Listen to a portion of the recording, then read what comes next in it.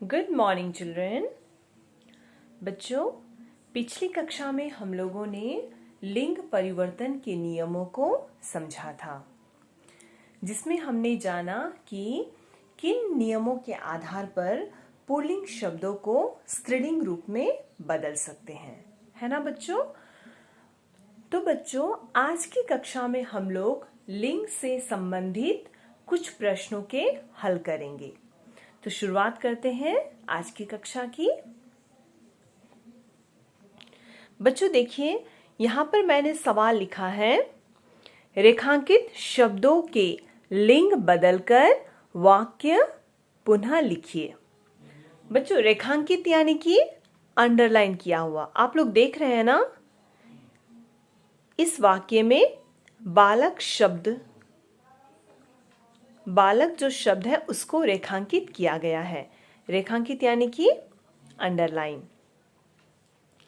रेखांकित शब्दों के लिंग बदलकर वाक्य पुनः लिखिए। पुनः यानी कि फिर से।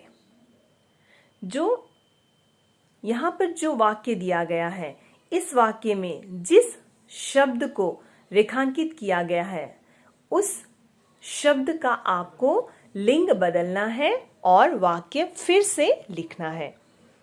समझ में आई बच्चों? ये हो गया आपका प्रश्न। चलिए अब इसका हल हम लोग कैसे करेंगे। प्रश्न है, बालक दौड़ रहा है। तो बच्चों, इस वाक्य में सबसे पहले आपको ध्यान देना है कि इस वाक्य में कौन से शब्द को रेखांकित किया गया है। आप लोग देख रहे हैं, यहाँ पर बालक शब्द को रेखांकित किया गया है, यानी कि बालक शब्द का आप लोगों को क्या करना है बच्चों, लिंग बदलना है। तो हम लोगों ने नियम में देखा था, है ना। हम लोगों ने जाना कि बालक का स्त्रीलिंग रूप क्या होता है, बालिका। तो जब हमारा प्रश्न है बालक दौड़ रहा है, हमने रेखांकित शब्द का लिंग बदल दिया। बालक शब्द का लिंग बदलने पर क्या हो गया, बालिका। बालक पुल्लिंग शब्द है, इसका स्त्रीलिंग रूप होगा बालिका। तो देखिए उत्तर क्या होगा, बालिका दौड़ रही है। बच्चों, आप लोग इसमें और एक बात ध्यान में रखनी होगी। आप लोगों को और एक बात का विशेष रूप से ध्यान में रखना होगा। वो बात कौन सी है? बालक दौड़ रहा है, ये तो हो गया आपका सवाल, ठीक है। इसमें आपने बालक का स्त्रीलिंग रूप भी लिख लिया, बालक से बालिका। तो यहाँ पर बालक दौड़ रहा है, आपने लिखा बालिका दौड़ रही है। ऐसा क्यों? क्योंकि स्त्रीलिंग रूप बदलने पर क्या होता है बच्चों, लिंग बदलने पर क्रिया का जो रूप है वो भी बदल जाता है। कैसे क्रिया का रूप बदल जाता है? जैसे देखिए, पहले बालक था, बालक पुल्लिंग शब्द है, तो बालक दौड़ रहा है, बालक दौड़ रहा है यहाँ पर लिखा गया है। लेकिन दूसरा वाक्य में बालिका दौड़ रही है। ऐसा क्यों बच्चों? क्योंकि यहाँ पर लिंग बदला है या नहीं। बालक का स्त्रीलिंग रूप क्या होगा, बालिका। यानी कि लिंग बदलने पर क्रिया का जो रूप होता है वो भी, उसमें भी परिवर्तन आ जाता है। ठीक है बच्चों, समझ में आ रही है आप लोगों को? चलिए हम लोग फिर अगला उदाहरण देखते हैं। दूसरा उदाहरण है, पिताजी अखबार पढ़ रहे हैं। यहाँ पर कौन से शब्द को रेखांकित किया गया है? जी हाँ, पिताजी शब्द को। तो हम लोग सभी जानते हैं पिताजी शब्द पुल्लिंग है। तो पिताजी पुल्लिंग शब्द का स्त्रीलिंग रूप क्या होगा बच्चों? जी हाँ, माताजी। तो पिताजी अखबार पढ़ रहे हैं, ये हो गया आपका प्रश्न। उत्तर आप कैसे लिखेंगे? आप लोग जानते हैं कि पिताजी का स्त्रीलिंग रूप क्या होगा, माताजी। माताजी अखबार पढ़ रही है। ये जो अखबार पढ़ रहे हैं, जो क्रिया का रूप था, ये भी किसके अनुसार बदल गया, लिंग के अनुसार। यानी कि क्रिया का रूप किसके अनुसार होता है, लिंग जो है स्त्रीलिंग है या पुल्लिंग। जैसे देखिए, पिताजी अखबार पढ़ रहे हैं, यहां ऐसा इसलिए हुआ क्योंकि यहाँ पर पिताजी है, पिताजी पुल्लिंग शब्द है। यहाँ पर माताजी अखबार पढ़ रही है, यहाँ पर अखबार पढ़ रही है जो यहाँ पर ऐसा इसलिए हुआ क्योंकि माताजी स्त्रीलिंग रूप में है। समझ में आई बच्चों? यहाँ पर बच्चों आप लोगों को और ध्यान देने की जरूरत है। बच्चों देखिए तो पहला वाला वाक्य, बालक दौड़ रहा है, इसमें अनुस्वर है में नहीं है। यहाँ पर है में अनुस्वर क्यों जरूरत नहीं है बच्चों? क्योंकि बालक एक वचन है। अब देखिए दूसरा उदाहरण में, पिताजी अखबार पढ़ रहे हैं, यहाँ पर देखिए बच्चों क्या है? अनुस्वर है। यहाँ पर फिर देखिए माताजी अखबार पढ़ रही है, इसमें भी अनुस्वर है। तो बच्चों सवाल आप लोग देखिए कि कहीं पर है में अनुस्वर होती है, कहीं पर है में अनुस्वर नहीं होती। ऐसा इसलिए बच्चों कि जहां पर एक वचन होता है ना, वहां पर अनुस्वर नहीं लगती है। अब देखिए बच्चों पिताजी शब्द, यहां पर क्या है? अनुस्वर लगा है। क्यों? क्योंकि पिताजी शब्द जो है वो सम्मान सूचक शब्द है। हिंदी में है में अनुस्वर कब लगती है? पहला तो है जब वाक्य बहुवचन में होते हैं तब है में अनुस्वर लगती है, और दूसरी बात है जब वाक्य सम्मान सूचक शब्द में होते हैं। समझ में आई बच्चों? तो अक्सर बच्चे कहां पर गलती करते हैं? है में अनुस्वर लगाने में। जहां पर जरूरत होती है वहां पर बच्चे है में अनुस्वर नहीं लगाते हैं, जहां पर जरूरत होती है वहां पर नहीं लगाते हैं, और जहां नहीं होती है वहां पर लगा देते हैं। समझ में आ रही है बच्चों? तो इन बातों को भी आप लोगों को विशेष रूप से ध्यान में रखनी है। ठीक है बच्चों? अब देखिए अगला उदाहरण है, वर्षा देखकर मोर नाच उठा, है ना? अब यहां पर इस वाक्य में कौन से शब्द को रेखांकित किया गया है? जी हाँ, हम लोग देख सकते हैं मोर शब्द को रेखांकित किया गया है, यानी कि मोर का हमें क्या लिखना है? स्त्रीलिंग रूप। और आप लोग सभी जानते हैं मोर का स्त्रीलिंग रूप क्या है बच्चों? मोरनी। तो वर्षा देखकर मोरनी नाच उठी। देखिए पहला वाक्य क्या है? प्रश्न क्या है आपका? वर्षा देखकर मोर नाच उठा। यहां पर क्रिया किस रूप में है? पुल्लिंग में है, नाच उठा।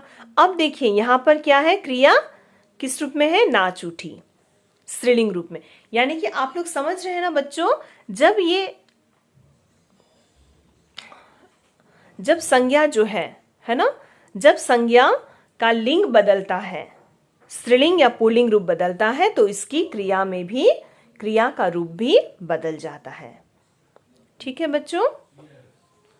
अब बच्चों हम लोग अगला प्रश्न देखेंगे। बच्चों देखिए आप लोगों को इसी प्रकार से प्रश्न पूछे जाएंगे। परीक्षा में आप लोगों को इसी प्रकार के प्रश्न दिए जाएंगे। ठीक है बच्चों?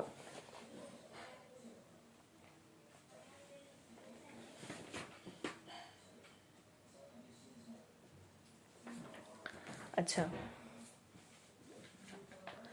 बच्चों देखिए अब अगला सवाल है आप लोगों के लिए, रेखांकित शब्दों के लिंग बदलकर रिक्त स्थान भरिए। अब ये थोड़ा सा अलग तरीके से आपसे सवाल पूछा जा रहा है। कैसे? रेखांकित शब्दों के लिंग बदलकर रिक्त स्थान भरिए। यानी कि जो प्रश्न दिया जाता है आप लोगों को, आप लोग ध्यानपूर्वक देखिए, उस प्रश्न में आपको एक शब्द को रेखांकित किया जाता है। अब आपको क्या करना है? उस रेखांकित शब्द का लिंग बदलकर रिक्त स्थान को भरना है। आप लोग देख रहे हैं ना बच्चों, यहाँ पर रिक्त स्थान है, खाली जगह है।